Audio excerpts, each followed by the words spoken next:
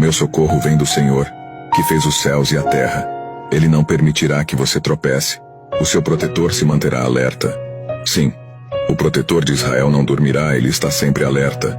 Como sombra que o protege, ele está à sua direita. De dia o sol não o ferirá, nem a lua de noite.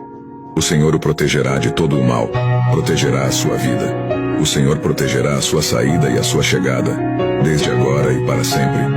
Deus está dizendo para você que aonde que você pisar a planta dos teus pés, seja na tua entrada ou na sua saída, Ele vai estar contigo.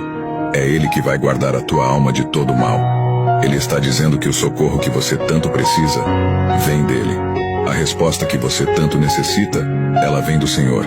E Ele não permitirá que os seus pés vacilem, porque aonde você pisar vai ter sinal de bênção. Descansa, porque aquele que te guarda não dorme. Receba essa palavra com fé, em o nome do Senhor Jesus.